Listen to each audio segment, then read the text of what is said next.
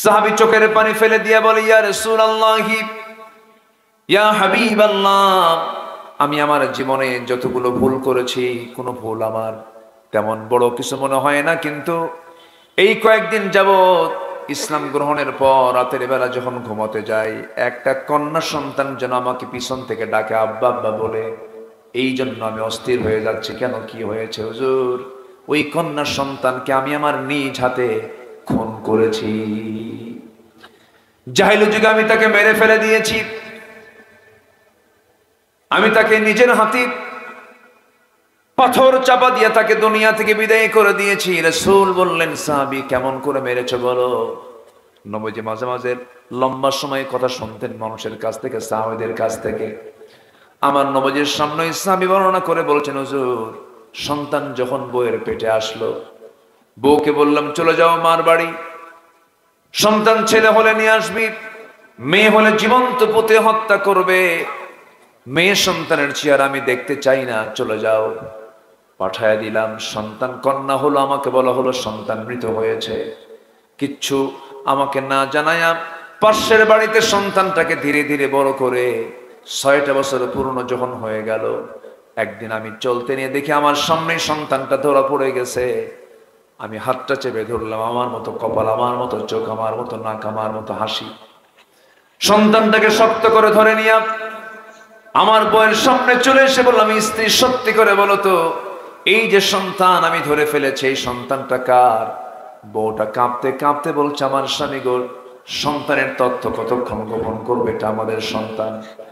আমি ঠান্ডা মাথার খনি বনে গেলাম। প্রচন্ড রাগ আমার ভিতরে সৃষ্টি হলো, প্রচন্ড ক্ষোভ আমার ভিতরে সৃষ্টি হলো। আমি সন্তানকে হত্যা করার জন্য মরিয়া হয়ে গেলাম, কিন্তু ভিতরে ভিতরে আমার ভিতরে প্রতিক্রিয়া সৃষ্টি হয়েছে, কিন্তু বাইরে আমি কাউকে বুঝতে দিলাম না। নিজের মেয়েটাকে আস্তে করে মা বলে ডাক দিলাম, মেয়েটা আমার কোলের মধ্যে বসে গেল। আমি তাকে আদর করলাম, স্নেহ দিলাম, ভালোবাসা দিলাম।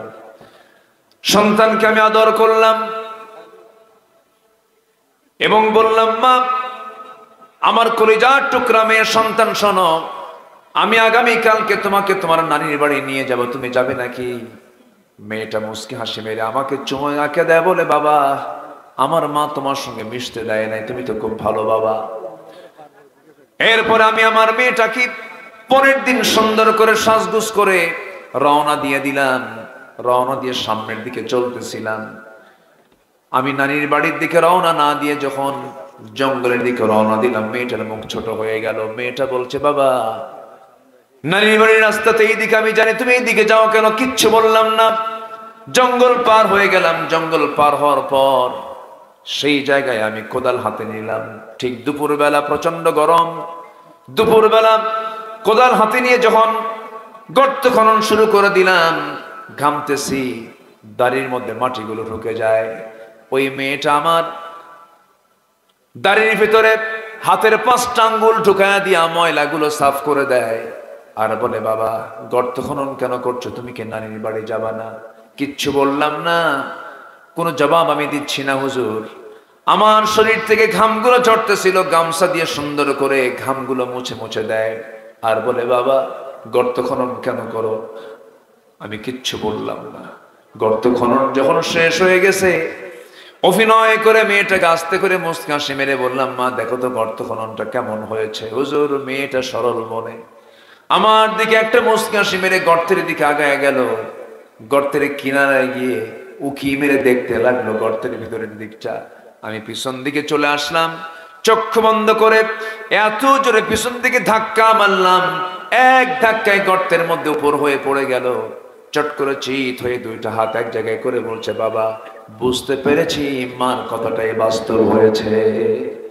আমার মা যা বলেছিলেন তাই আজকে বাস্তব হয়ে গেল। বাবা আমাকে তুমি এই জায়গায় মেরে ফেলার জন্য নিয়ে এসেছো, কিন্তু বাবা তোমার কাছে আমার একটা আরজি। বাবা আমি তো তোমার মেয়ে, আমি তো তোমার সন্তান, তোমার কাছে আমার একটাই শেষ আবদার, তুমি আজকে আমাকে প্রাণে বাঁচায় দাও। আমি তোমাকে ওয়াদা করলাম প্রয়োজনে ভিক্ষা করে খাবো, কিন্তু আমৃত্যু তোমার সামনে আমার চেহারা আমি দেখাবো না। হুজুর এতটুকু নয়, বীর নয়, এত আমার কাছে আবদার করলো, কিন্তু আমার দিলটা করলো না। শিরকিয়াতের কারণে, জাহালাতের কারণে আমি খেপে গেলাম, রেগে গেলাম। প্রচন্ড তীব্র রাগ উঠে গেল আমার ভিতরে। হাতের মধ্যে পাথর নিলাম, পাথর নিয়ে কলিজার টুকরা সন্তানের বুক বরাবর যখন আঘাত করলাম, ফিঙ্কি দিয়ে রক্ত বের হওয়া শুরু হয়ে গেছে। মেয়েটা বারবার আব্বা আব্বা বলে ডাকলো, কিন্তু দিল তো করলো না হুজুর। পাথর চাপা দিয়া, মাটি চাপা দিয়া জনমের মতো বিদায় করে দিলাম। হুজুর, আমার সারা জীবন মনে হয় নাই, কিন্তু আমি কয়েকটা দিন আগে ইসলাম কবুলের পরের দিন থেকে শুরু করে নিয়ে গোটা রাত আমি ঘুমাতে যাই, ঘুমাতে পারি না। যেন মনে হয় পিছন থেকে সেই মেয়েটা আমাকে বারবার ডাকতেছে আব্বা আব্বা বলে। হুজুর, আমার মনে হয় এই গুনাহটা মাফ হবে না। আমার নবীজি এই কথা শুনে সাহাবীকে জড়িয়ে ধরে বলছে, সাহাবী রে, আমার আল্লাহ তো রহমান, আমার রব তো রহিম, আমার রব তো গফফার, আমার রব তো গফুর। অবশ্যই আল্লাহ রাব্বুল আলামিন তোমার জীবন থেকে যে বড় একটা খুন করেছো, এই খুনের গুনাহ দিন গ্রহণের কারণে আল্লাহ রাব্বুল আলামিন মাফ করে দিয়েছে। আমার ভাইরা, এই একটা অসভ্য সমাজকে সভ্য সমাজে রূপান্তর করলেন রাসূল। কোন জাদু মন্ত্র দিয়ে নয়, দুনিয়ার কোন তন্ত্র মন্ত্র দিয়ে নয়, একমাত্র আসমানি কিতাব, ঐশী কিতাব। কি দিয়া? বলেন কি দিয়া? কোরআন দিয়ে। আমরা সব তো দেখে শেষ করলাম, সব দেখাই শেষ করেছি আমরা। দেশের কল্যাণের জন্য অনেকেই অনেক প্রকার প্রতিশ্রুতি নিয়ে ক্ষমতার মঞ্চে বসেছিল। কেউ এই দেশ শাসন করেছে 25 বছর, কেউ শাসন করেছে 16 বছর, কেউ শাসন করেছে 9 বছর, কেয়ারটেকার গভর্নমেন্টটা করেছে কয়েক বছর। সবই তো দেখলাম, সবাই তো মুসলমান পরিবারের সন্তান, সবার ধর্মের নাম ছিল ইসলাম। কিন্তু ক্ষমতায় এসে জাহান্নাম থেকে বাঁচানোর জন্য যে ন্যূনতম একটা বিধান, নামাজের একটা বিধান পর্যন্ত তারা সমাজে চালু করতে পারে নাই। তার ফলাফল আজকে নামাজি হলো মাত্র 5%, বেনামাজি হলো 95%। যদি নামাজি সরকার যদি সরকার হিসেবে থাকতো, তাহলে এটাই উল্টে যেত, নামাজি হতো 95% আর বেনামাজি হতো 5%। আমরা কি দেখতে চাই না এমন একটা সরকার আসুক যে সরকার সমাজে রাষ্ট্রে নামাজ কায়েম করবে? সবাইকে চান? সবাইকে চান? আমরা সব দেখে শেষ করেছি, আমরা আগামীর দেশ দেখতে চাই, কোরআনের দেশ, ইসলামের দেশ। রাজি আছেন কারা কারা? হাত উঁচু করে দেখান মুসলমান।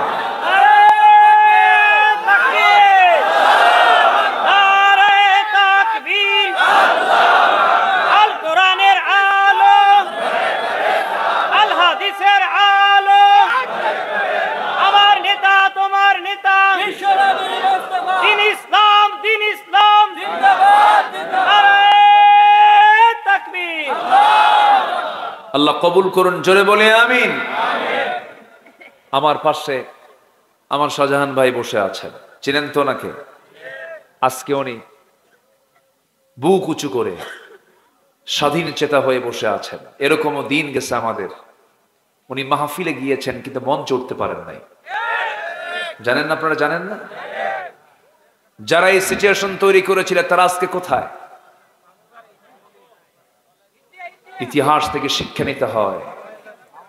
যারা এই যুগে যুগে ফেরাউন সেজেছে, তাদের পরিণতি ফেরাউনদের মতোই হয়েছে, ঠিক কিনা? 1600 বছর ফেরাউন পৃথিবীতে বেঁচে ছিল। কত বছর? 1600 বছর। এরাও ছিল 16 বছর। সংখ্যার যে মিল হলো কেমনে বুঝলাম? চরিত্রের মিল আছে, যে চারিত্রিক মিল আছে না নাই? ফেরাউনের কোনো দোষ ছিল না, শুধু একটাই দোষ, ক্ষমতা ছাড়া যাবে না। কি ছাড়া যাবে না? কি করলো? ইউযাব্বিহুনা আবনাআকুম ওয়া ইস্তাহয়ুনা নিসাআকুম। করলো কি? পাইকারি দরে ছেলে সন্তানগুলোকে জবাই করলো। কোরআন বলছে মার পেট চিরে নবজাতক বের করে হত্যা করা শুরু করল। এমনকি নিজের বউটা পর্যন্ত হত্যা করতে দ্বিধা করেনি, শুধু তার এই ক্ষমতা পাকাপোক্ত করার জন্য। জানেন না? জানেন না? ফেরাউনের বউটা কে? আল্লাহু আকবার। কোন ঘরে কে? হ্যাঁ, আল্লাহু আকবার বলেন। হ্যাঁ, ফেরাউনের মতো একটা ঘরে, পৃথিবীর সবচাইতে বড় বদমাইশ এটা, যার নাম কোরআনে আল্লাহ পাক উল্লেখ করেছেন, সুখ্যাতি না কুখ্যাতি? বলেন বলেন বলেন বলেন। খ্যাতি কিন্তু দু প্রকার। দুজন কি মানুষ চেনে ভালো, যারা তাদেরকেও, যারা ভালো হয়ে বিখ্যাত, যারা খারাপ হয়ে বিখ্যাত না, কুখ্যাত। তার কি? কুখ্যাত। ফেরাউন, তার স্ত্রী ছিলেন হলো আসিয়া আলাইহিস সালাতু ওয়াস সালাম। দোষ কি ছিল ফেরাউনের চোখে? যে আমার মন মতো না চললে বড় বিপদ হয়ে যাবে, আমার ক্ষমতার উপরে হুমকি চলে আসবে।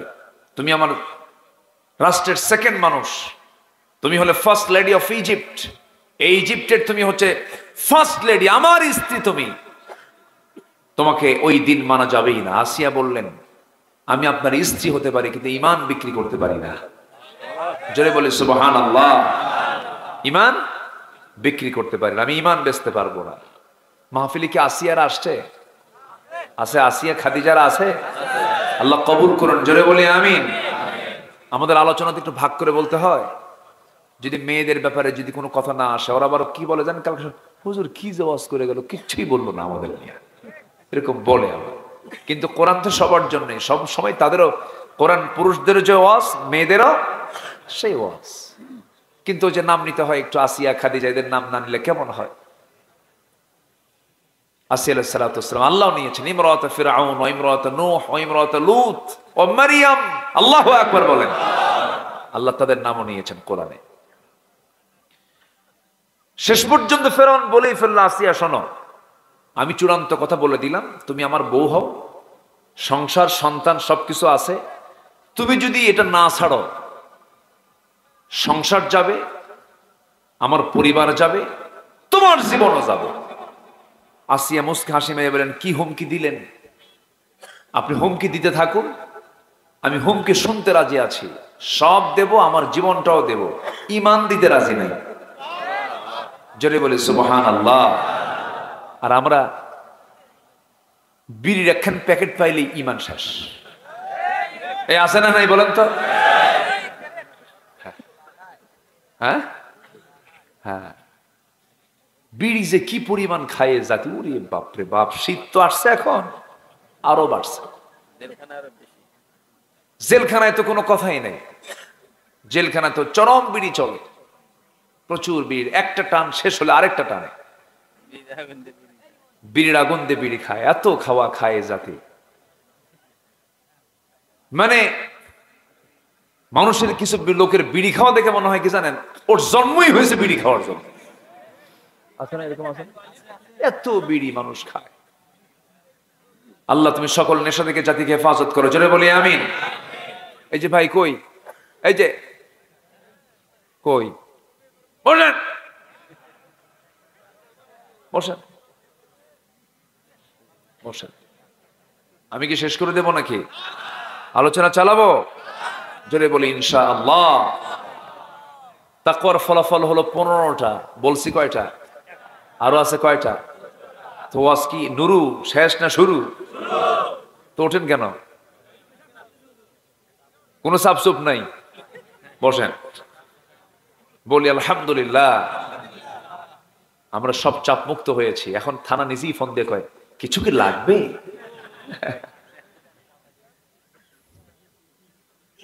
সম্মানিত ভাইয়েরা, আসিয়া আলাইহিস সালাতু ওয়াস সালাম বললেন, আপনি আমার প্রতি যত হুমকি দিবেন, আমার ঈমান তত মজবুত হবে। ফেরাউন আর পারতেছে না, তার নিয়ন্ত্রণের বাইরে। কারণ আসিয়া এখন কাকে বিশ্বাস করে নিয়েছেন? কাকে? আল্লাহকে। তাকে আর পারে কেউ কিছু করতে? আর পারে না।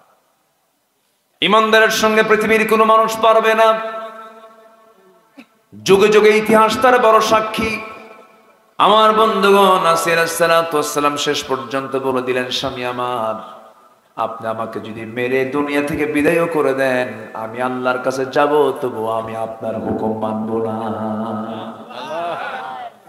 জল্লাদ রেডি করে ফেলল, জল্লাদ হাতে করাত নিয়ে সামনে প্রস্তুত হয়ে গেছে। ও ফিরআউনা ওয়া হামান ওয়া জুনুদাহুমা, ফেরাউন হামান সবাই পরামর্শের বৈঠকে পরামর্শ করে চূড়ান্ত করেছে, বুকের শত্রু, বড় শত্রু, একে আউট করে দাও। জল্লাদ সামনে দাঁড়ায় গেল, বলা হলো জল্লাদ বলে ফেল, জল্লাদ যখন হাতের মধ্যে করাত নিয়ে দাঁড়ায় আছে, সামনে ফেরন দাঁড়ায় গেছে, বলতেছে আসিয়া এখনো সময় আছে, এখনো তুমি ফিরে আসতে পারো।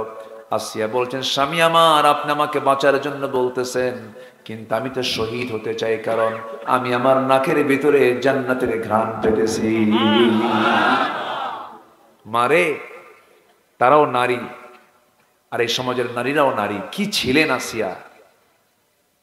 আচ্ছা বলেন তো, প্রেসিডেন্ট বড় না প্রেসিডেন্টের বউ বড়? চেয়ারম্যান বড় না চেয়ারম্যানের বউ বড়? হ্যাঁ, আপনি যত বড়ই হুজুর হন না কেন, বউয়ের কাছে হুজুরগিরি খাটে না। কিন্তু তুমি কত বড় হুজুর আমার জানা আছে, বসো। কি কথা বোঝেন নাই? বিশেষ পোস্টটা কিন্তু ছোটখাটো পোস্ট না, অনেক বড় পোস্ট। সেই পোস্টকে তিনি ডিনাই করলেন, পাত্তাই দিলেন না। কিসের তোমার ফার্স্ট লেডি? আমার ঈমান আগে বলে জোরে কোন সুবহানাল্লাহ। পরিবারকে তিনি ছেড়ে দিলেন, স্বামীকে ছেড়ে দিলেন, দুনিয়ার মায়া মহব্বত ছেড়ে দিলেন, সব কিছু ছেড়ে দিয়া তিনি গ্রহণ করলেন কাকে? শেষ পর্যন্ত আসসালাম তিনি আল্লাহর কাছে দোয়া করলেন, রব্বি বিনিলি ইনদাকা বাইতান ফিল জান্নাহ ওয়া নাজ্জিনি মিন ফিরআউনা ওয়া আমালিহি। ও আল্লাহ, তুমি আমার জন্য বানায় দাও একটা ঘর। জান্নাতের মধ্যে অসংখ্য ঘর থাকবে, অসংখ্য গোরফা থাকবে, কামরা থাকবে, কিন্তু তিনি বললেন না না আল্লাহ, আমি অসংখ্য ঘর চাই না, বড় কোনো জান্নাতও চাই না, তুমি আমার জন্য জান্নাতের মধ্যে ছোট্ট একটা ঘর দিবা। বয়তুন বহু বচন, বাইতুন এক বচন। রব্বি বিনিলি ইনদাকা বাইতান ফিল জান্নাহ, একটা ঘর দিবা, কিন্তু সেই ঘরটা হওয়া চাই তুমি আল্লাহ তোমার ঘরের দেওয়ালের সাথে। জোরে বলি সুবহানাল্লাহ। আল্লাহকে কত কাছে টেনে নিয়েছেন তারা, আল্লাহর সঙ্গে কি তাআল্লুক তাদের মাঝে ছিল, কি মোহাব্বত তাদের মাঝে ছিল। আসসালাম এক পর্যায়ে এই দোয়া করতে করতে যখন তিনি দুনিয়া থেকে বিদায় নিবেন, জল্লাদ করলো কি, করাতটা তার কপালে লাগায় দিল, দুই টুকরা হয়ে তিনি শহীদ হয়ে গেলেন। দুনিয়ার নারীদেরকে জানায় দিল, ও দুনিয়ার নারী সমাজ, আল্লাহকে মোহাব্বত করতে গিয়া আমার পরিবার ছেড়ে দিলাম, আমার স্বামী শেষ হয়ে গেল, আমার সংসার তছনছ হয়ে গেছে, সব কিছু মাইনাস করলাম, কিন্তু আমি আমার আল্লাহকে কিন্তু ছাড়ি নাই। জোরে বলি সুবহানাল্লাহ, আরো জোরে বলি সুবহানাল্লাহ। আমার বন্ধুগণ, এই দুনিয়া ছেড়ে আমিও যাব, আপনিও যাবেন, কেউ তো বাঁচার জন্য আসি নাই। তবে তিনটা কাজ যদি আমরা আজকে শিখে যাই, করে যেতে পারি, আল্লাহ তাআলা সূরাতুল আহজাবের শেষ দিকে বলছেন, তিনটা কাজ করো, আমি তোমাকে তোমার সমস্ত গুনাহগুলোকে মাফ করব, এবং সম্মানজনক সম্মান তোমাকে দিয়ে দেব, এবং মহা সাফল্যের সাফল্যবান আমি তোমাকে বানায় দেব। জোরে বলে সুবহানাল্লাহ। আমার বন্ধুগণ, এক নম্বর হলো কার ভয়? আসতে বলবেন না, কার ভয়? আল্লাহর ভয়। মুত্তাকি যদি হতে পারি, তার ফলাফল হলো 15টা। এক নাম্বার হলো জান্নাত আল্লাহ রাব্বুল আলামিন দিবেন। এরপর আল্লাহ রাব্বুল আলামিন বল কি মাফ হয়ে যাবে, গুনাহ মাফ হয়ে যাবে। বিরাট পুরস্কারের সুসংবাদ দিয়েছেন, যালিকা আমরুল্লাহ। আমার আল্লাহর অর্ডার হলো, ওয়ামাইয়াত্তাকিল্লাহ ইউকাফির আনহু সাইয়্যাতিহি ওয়া ইউআযযিম লাহু আজরা। জোরে বলুন আল্লাহু আকবার। যে ব্যক্তি তাকওয়া অবলম্বন করবে, তার সমস্ত গুনাহগুলো মাফ হবে, এবং সম্মানজনক সম্মান আল্লাহ পাক তাকে দান করবেন। জোরে বলে সুবহানাল্লাহ। নাম্বার 3 হলো মাগফিরাতের ঘোষণা। আল্লাহ রাব্বুল আলামিন সূরাতুল আনফালের 69 নম্বর আয়াতে বলছেন, ওয়াত্তাকুল্লাহ ইন্নাল্লাহা গফুরুর রহিম। জোরে বলুন আল্লাহু আকবার। নাম্বার 4, সকল কাজ সহজ করে দিবেন আল্লাহ রাব্বুল আলামিন। ওয়ামান ইয়াত্তাকিল্লাহা ইয়াজআল লাহু মিন আমরিহি ইউসরা। জোরে বলুন আল্লাহু আকবার। নাম্বার 5 হলো সফলতার সুসংবাদ দিয়েছেন আল্লাহ রাব্বুল আলামিন, ইন্না লিল মুত্তাকিনা মাফাজান হাদাইকা ওয়া আ'নাবা ওয়া কাওয়াইবা আতরাবা। জোরে বলুন আল্লাহু আকবার। নাম্বার 7 হলো সংকট থেকে উত্তরণ করবেন। আল্লাহ রাব্বুল আলামিন বলেন ওয়া মান ইয়াত্তাকিল্লাহা ইয়াজআল লাহু মাখরাজা সূরাতুত তালাক আয়াত নাম্বার 2। নাম্বার 8 হলো প্রশস্ত রিজিকের ব্যবস্থা করে দিবেন। আল্লাহ রাব্বুল আলামিন বলেন ওয়া ইয়ারযুকুহু মিন হাইথু লা ইয়াহতাসিব। যে ব্যক্তি তাকওয়া অবলম্বন করবে আল্লাহ পাক তাকে সীমাহীন রিজিকের ব্যবস্থা করে দিবেন। নাম্বার 9 হলো সম্মান মর্যাদা বৃদ্ধি করে দিবেন। সম্মান মর্যাদার সুসংবাদ দিয়েছেন ইন্না আকরামাকুম ইনদাল্লাহি আতকাকুম সূরাতুল হুজুরাত আয়াত নাম্বার 13। নাম্বার 10 হলো আল্লাহর মুহাব্বতের সুসংবাদ দিয়েছেন। আল্লাহ রাব্বুল আলামিন বলেন ইন্নাল্লাহা ইউহিব্বুল মুত্তাকিন। জোরে বলুন আল্লাহু আকবার। নাম্বার 11 হলো কবুলিয়তের সুসংবাদ দিয়েছেন ইন্নামা ইয়াতাকাব্বালুল্লাহু মিনাল মুত্তাকিন। জোরে বলুন আল্লাহু আকবার। নাম্বার 12 হলো শ্রেষ্ঠত্বের সুসংবাদ দিয়েছেন ওয়াল্লাযীনা তাকাউ ফাওকাহুম ইয়াওমাল কিয়ামাহ। জোরে বলুন আল্লাহু আকবার।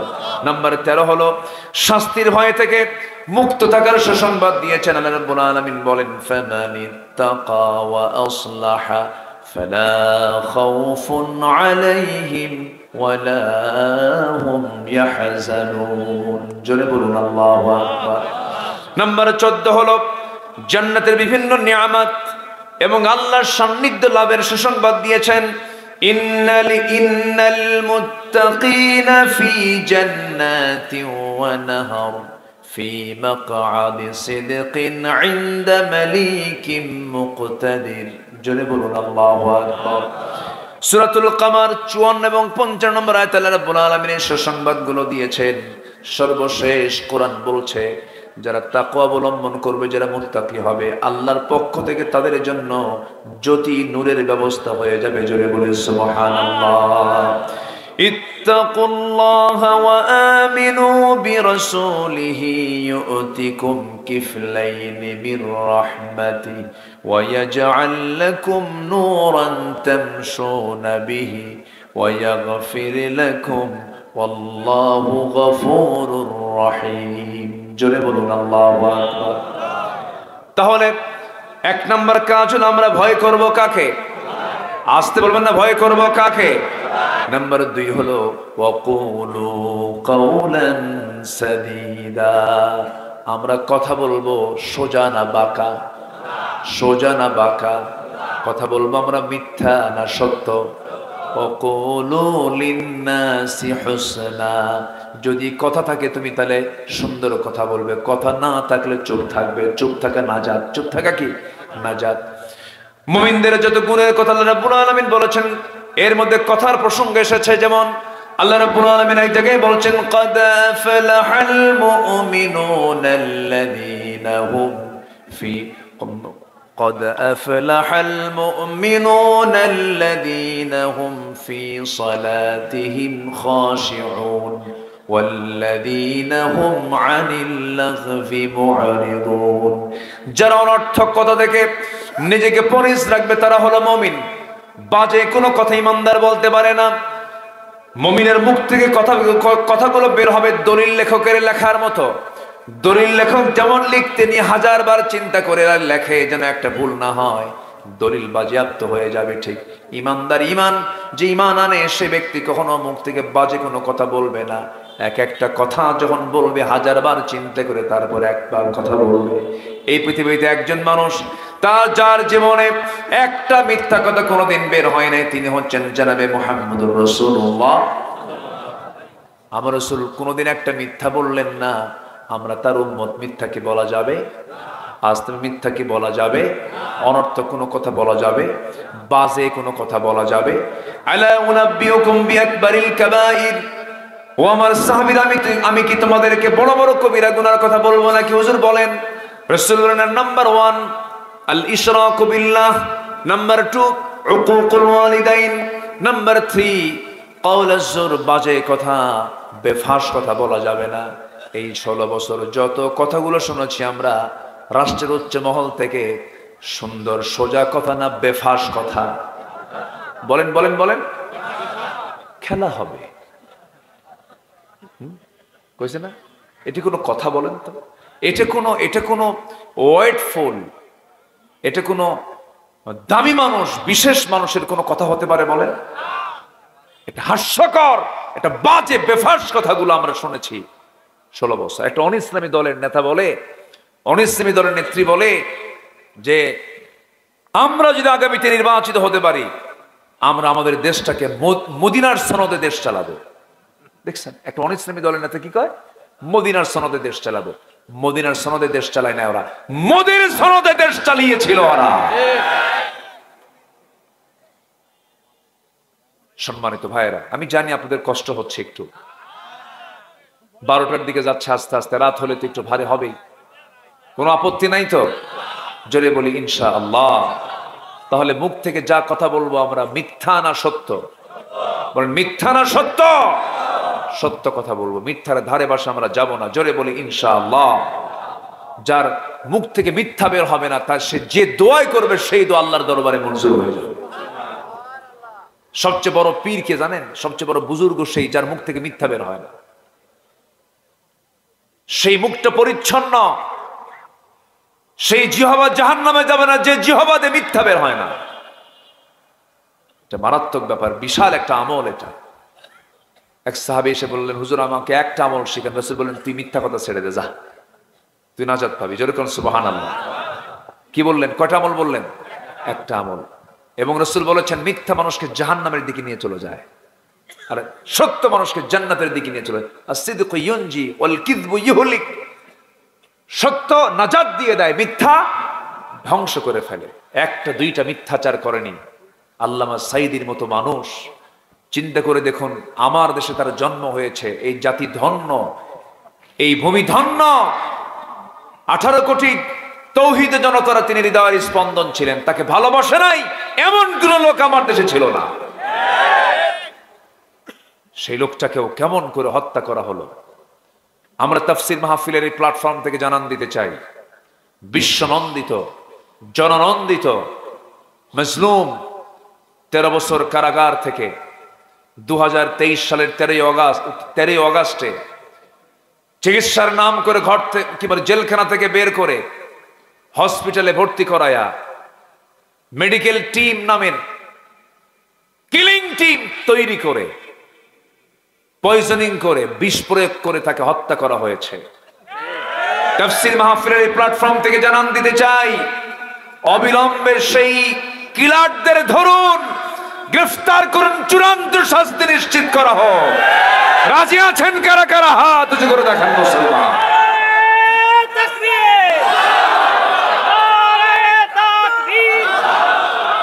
আল কোরআনের আলো, আল হাদিসের আলো, আমার নেতা তোমার নেতা, দিন ইসলাম, দিন ইসলাম। নারায়ে তাকবীর। আল্লাহ কবুল করুন, জোরে বলি আমিন। খুনির কোনো ক্ষমা নাই, খুনির কোনো ক্ষমা নাই। তুমি মাখলুককে মেরেছো, আল্লাহর মাখলুককে মেরেছো, আল্লাহর বান্দাকে মেরেছো, তোমার কোনো ক্ষমা নাই। কুতিবা আলাইকুমুল কিসাস। কার বিধান? কার বিধান? আল্লাহর বিধান। সম্মানিত ভাইয়েরা, তাহলে মিথ্যা সাক্ষী দেওয়া যাবে? এই 16 বছর কি মিথ্যা সাক্ষী ছিল? হ্যাঁ ছিল। ঘটনা 71, সাক্ষীর জন্ম 76। সাক্ষীর জন্ম কোন সাল? দেখলো কেমনে? রুহের জগৎ থেকে। কিসের জগৎ থেকে? রুহের জগতের সাক্ষী ছিল তাদের কাছে। এগুলোই করেছে তারা। কি যেন নাম ওই যে আল্লামা সাঈদীর যে এক সাক্ষী, কি নাম? শুকরঞ্জন বালী। হ্যাঁ, শুকরঞ্জন বালী। 17 অগাস্ট আমার প্রোগ্রাম ছিল পিরোজপুরে, আল্লামা সাঈদী ফাউন্ডেশনের মাঠে মাহফিল ছিল আমার। তো দেখি যে শুকরঞ্জন বালী চলে আসছে, সেই দিনও আসছে। এসে আমাদের সঙ্গে প্রায় ঘন্টাখানেক গল্প করলাম।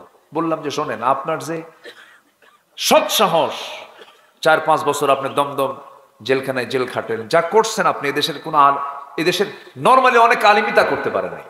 এই সৎ সাহস দেখাতে পারে নাই, ঠিক কিনা বলেন?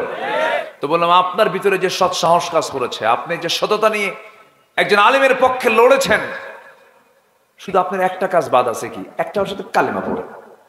আমি ওখানে বললাম যে আপনি একটু কালেমা পড়েন, তাহলেই তো সব হয়ে যায়। একটা মুস্কি হাসি মারলো।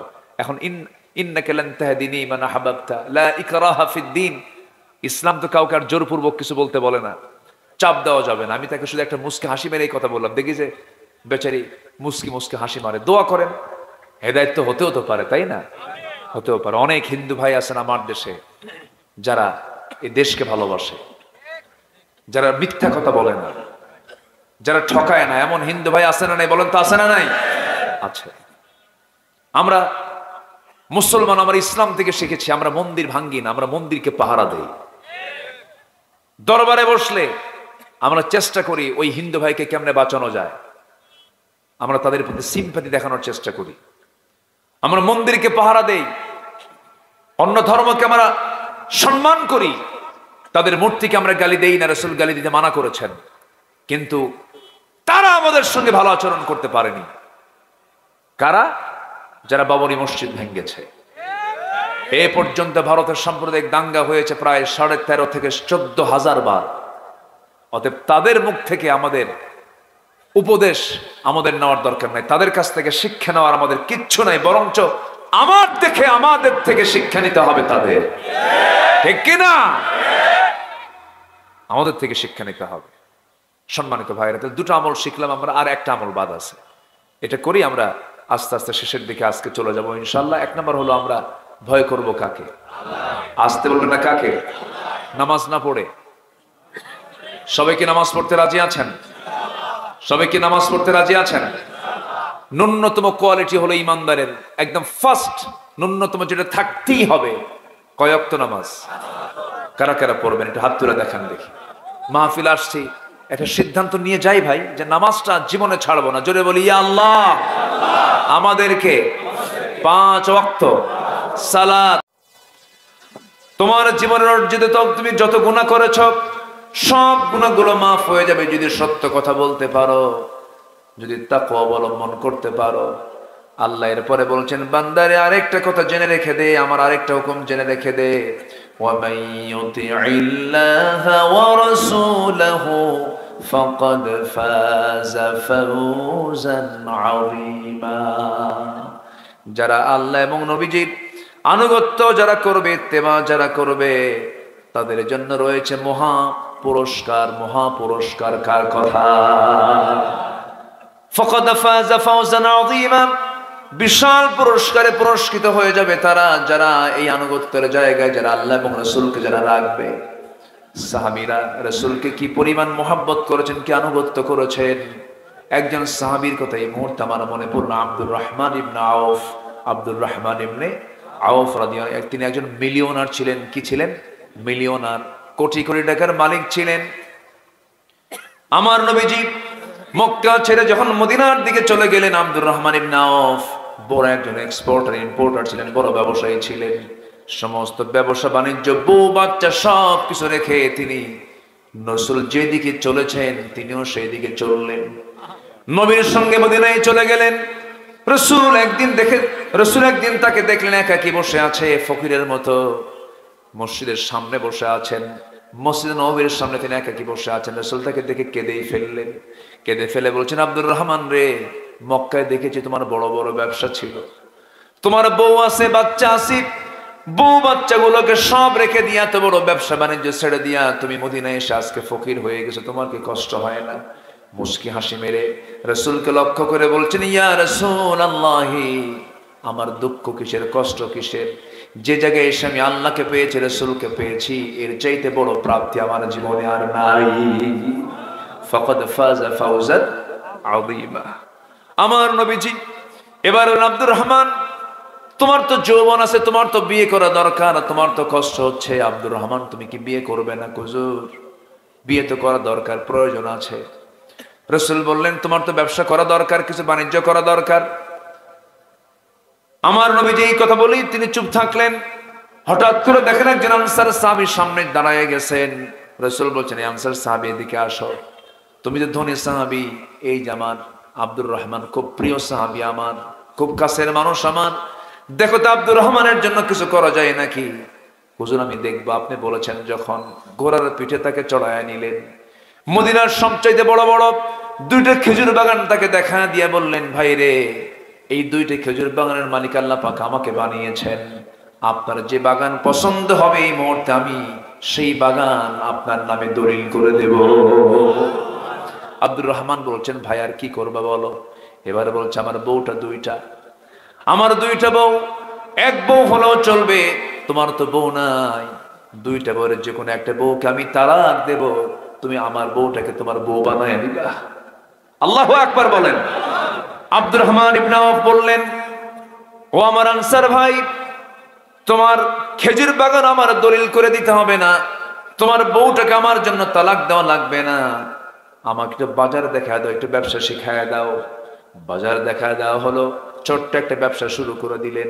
সেই ছোট্ট ব্যবসায় ব্যবসা করে তিনি কয়েক রতি সোনা কামাই করলেন, কয়েক রতি আনিও না, কয়েক রতি সোনা কামাই করলেন। সোনা কামাই করলেন, কিছু টাকা জমা হলো।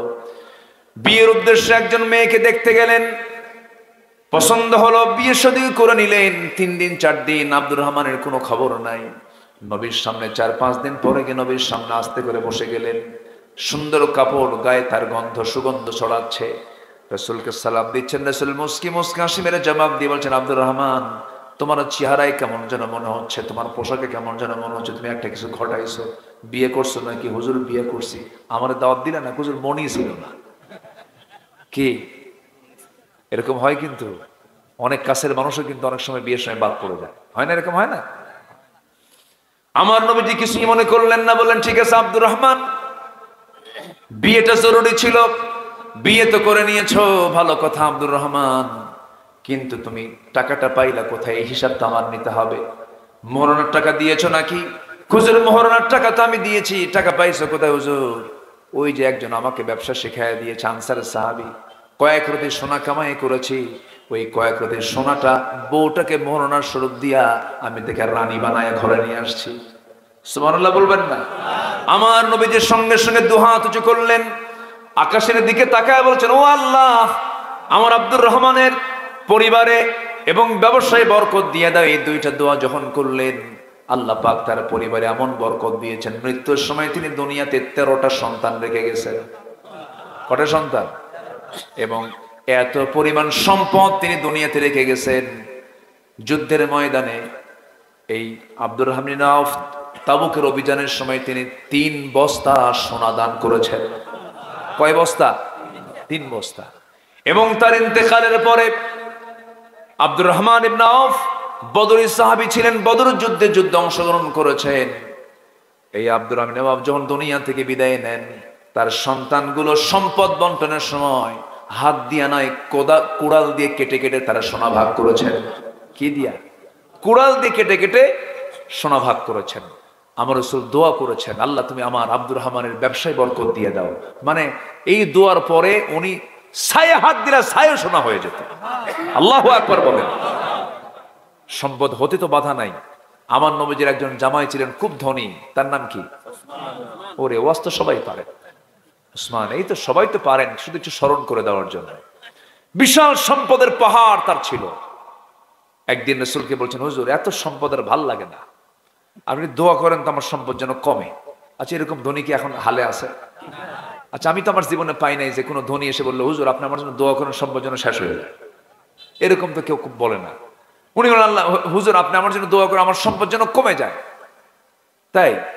আচ্ছা উসমান, আমি একটা প্রশ্ন করি, কি তুমি খাও কেমনে বলো তো? হুজুর আমি জমিনে না, আমি যদি উটের পিঠেও বসে খাওয়া শুরু করি, উট চলতেছে আমি খাচ্ছি, ওই সময় যদি আমার হাত থেকে একটা দানা পড়ে যায়, দানা, একটা খাবারের একটা ছোট্ট একটা দানাও যদি পড়ে, আমি উটকে বসায়া ওই দানা হাতে তুলে ধুইয়া এরপরে খাই। রাসূল বলেন, ওসমান সম্পদ তো কমবেই না, দোয়া করে কামাবে না, তোমার সম্পদ আরো বাড়বে। জনে বলে সুবহানাল্লাহ। তাহলে সম্পদ হতে কোনো বাধা আছে? কিন্তু সম্পদটা হতে হবে লিগ্যাল না ইললিগ্যাল? লিগ্যাল ওয়েতে হলে কোনো বাধা নাই। কারণ সম্পদ বেশিতে 2টা আমল বেড়ে যায়, হজ বেড়ে গেল, যাকাত বেড়ে গেল, ঠিক কিনা বলেন? তো হ্যাঁ, দান খয়রাত বেড়ে গেল, সাদাকা বেড়ে গেল, তাহলে কত উপকার না? আমরা রং কনসেপ্ট নিয়ে আমাদের মাঝে মাঝে কিছু হুজুরদের ভিতরে, কিছু আলেমদের ভিতরে কিছু রং কনসেপ্ট আছে। রাসূল শুধু শুধু ফকির ছিলেন, না খায় থাকো, অভাব অনটন এগুলো দিয়েই সবকিছু শেষ করে দেয়। কিন্তু ইসলাম মানে অসচ্ছল নয়। ইসলাম যদি জমিনে কায়েম হয়, সকল অভাব ইসলামের জন্য দূর হয়ে যাবে। ঠিক কিনা বলেন? ইসলাম মানে অভাব নয়, ইসলাম মানে অসচ্ছল নয়। ইসলাম মানে সকল অসচ্ছলতা, অভাব ইসলামে দূর করে দেবে। কারণ ইসলামটা দিয়েছেন কে? আসতে বলবেন না, কে দিয়েছেন? আল্লাহ দিয়েছেন। চোরের হাতে টাকা থাকা ভালো না আল্লাহর হাতে টাকা থাকা ভালো? বলেন তো। আমার দেশে কাদের হাতে টাকা? বলেন বলেন। শুধু চোর না ডাকাত? কি ওরা কি পুকুর চোর না সাগর চোর? কিছুই তো হয় নাই। 11 লক্ষ কোটি টাকা দেশ থেকে পাচার করে নিয়ে চলে গেছে। কি দেশপ্রেমিক দেখছেন? কি দেশপ্রেমিক এরা। আমরা আর সুযোগ ওদের হাতে দেব না, আমরা আর চোর ডাকাতদের হাতে সুযোগ করে দেব না। বুকের তাজা প্রাণ ঢেলে দেব, বাতিল শক্তির কাছে মাথা নত করবো না আমরা। জোরে বলি ইনশাআল্লাহ। আনুগত্য করতে হবে দুজনের। এক নাম্বার কে? নাম্বার 2 হচ্ছে মুহাম্মদ সাল্লাল্লাহু আলাইহি ওয়াসাল্লাম। সম্মানিত ভাইয়েরা, আমি কথা আর বাড়াবো না। প্রচুর ঠান্ডার ভিতরে আমি কিন্তু ঘামি নাই আজকে আলোচনায়, বুঝলাম না। ঠান্ডা না? দেখছো ঠান্ডা নাই, গরম। খুব সুন্দর। বলি আলহামদুলিল্লাহ। এটাই যদি শীত কম হয় তাহলে আর শীত বেশি কাকে বলে? জি, শীতের মধ্যে মজাও আছে, আনন্দ আছে। বলি আলহামদুলিল্লাহ। জি, বাড়িতে মা বোন আছে না নাই বলেন তো? মা বোন আছে। তারা কি পর্দা করে? মার্কেটে যায়? যায় না? আচ্ছা, ভালো। নাকি কি বলবো বলেন?